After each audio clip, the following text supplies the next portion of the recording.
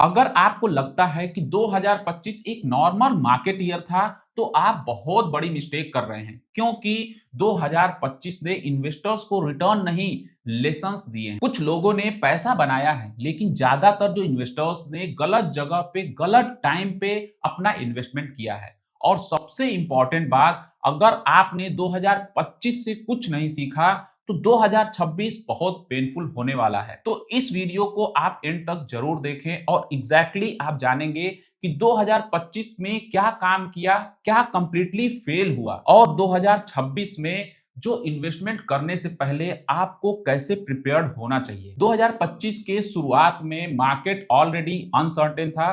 Trump tariff, global uncertainty उस समय काफी ज्यादा था। जनवरी, फरवरी, मार्च के दौरान ऑलमोस्ट ग्लोबल मार्केट में शार्प करेक्शन आया था। लेकिन यहां पर डिफरेंस क्या बना? जो इन्वेस्टर्स पैनिक नहीं किए उस टाइम ड्यूरेशन में, उन्होंने अपॉर्चुनिटी को ग्रैब किया, और जो डर गए वो सिर्फ हेडलाइन देखते रह गए, और ये जो टाइम ड्यूरेशन था, ये जो अपॉर्चुनिटी था, वो मिस कर गए। अब अगर हम नंबर्स पे आते हैं, तो आप ध्यान से सुनिएगा। इंडियन मार्केट ने रेजिस्टेंस दिखाया है, लेकिन ग्लोबली इंडिया जो है वो अंडर परफॉर्म किया है। निफ्टी 50 9 से 10% का रिटर्न जो है वो आपको देखने को मिलेगा, जबकि S&P 500 ने 16% प्लस का रिटर्न, नेस्डैक 100 ने 20% प्लस रिटर्न। अब ट्विस्ट ये है कि इंडिया का जो लार्ज कैप है वो ठीक ठाक जो है वो परफॉर्म किया, लेकिन जो स्मॉल कैप इंडेक्स था वो निगेटिव में बंद हुआ। जिस सेक्टर से सबसे ज्यादा एक्सपेक्टेशन थी, वहीं उसी सेक्टर ने डिसअपॉइंट किया है। अगर हम मिड कैप की बात करें, तो नाम की तरह ही मिड कैप ने मिड परफॉर्म किया है। अगर आपका 2025 पोर्टफोलियो स्मॉल कैप हैवी था, तो डिसअपॉइंटमेंट होना नेचुरल है। आपको डिसअपॉइंटमेंट देखने को जरूर मिला होगा। अब यहाँ स्टोरी पूरी तरीके से पलट जाती है।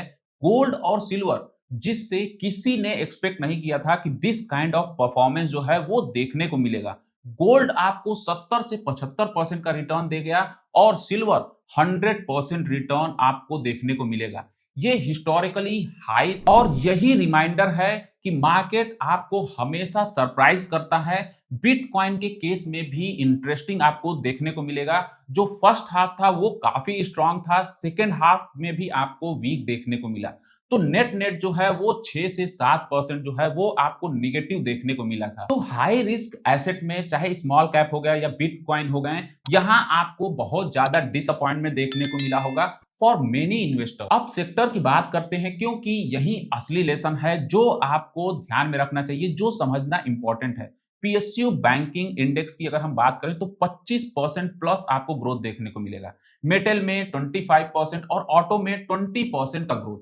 2023 से 2024 में जो बैंकिंग और फाइनेंस था वो इग्नोर थे, लेकिन 2025 में जिन्होंने एक्युमुलेट किया, उन्होंने पे ऑफ देखे हैं। और जो वर्स्ट परफॉर्मेंस सेक्टर्स थे, उनमें आपको मीडिया देखने को मिलेगा, रियल एस्टेट देखने को मिलेगा, आईटी सिग्निफिकेंटली अंडर परफॉर्म किया। और एक इंपॉर्टेंट ऑब्जर्वेशन है, कुछ हैवी वेटेड जो स्टॉक्स ने इंडेक्स को ड्रैग किया, जैसे कि ट्रेंड हो गया, टीसीएस हो गए, टाटा मोटर्स हो गया, इन्होंने इंडेक्स को ड्रैग किया है। जबकि जो टॉप साइड पे आपको देखने को जो कंपनी मिलेगी, श्रीराम फाइनेंस हो गई, मारुति सुजुकी हो गई, एशर मोटर्स हो गए।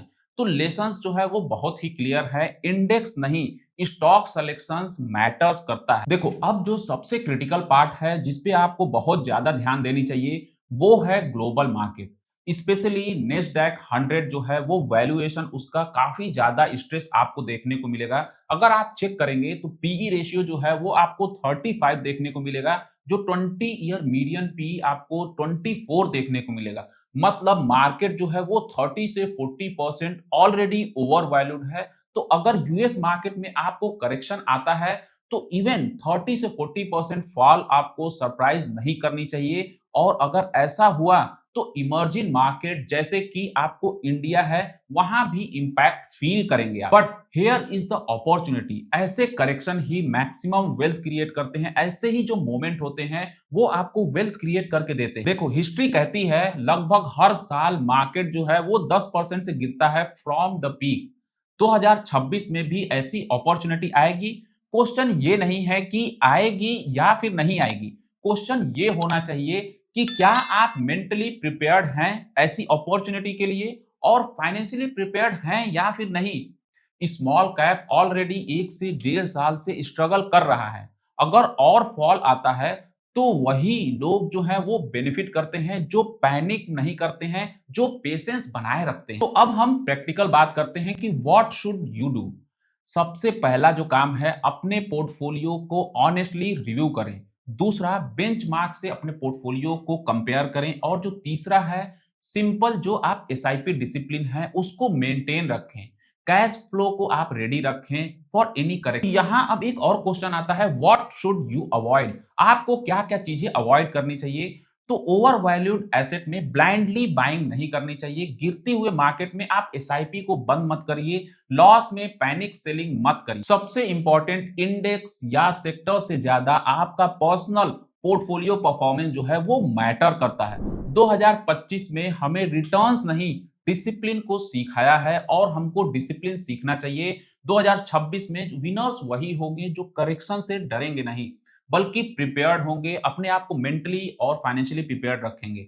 और कमेंट में आप बताइए 2025 में आपका सबसे बड़ा इन्वेस्टमेंट मिस्टेक क्या रहा है। अगर वीडियो यूजफुल लगा हो तो वीडियो को लाइक करें, चैनल को सब्सक्राइब करना बिल्कुल मत भूलें। मिलते हैं नेक्स्ट वीडियो में। Till then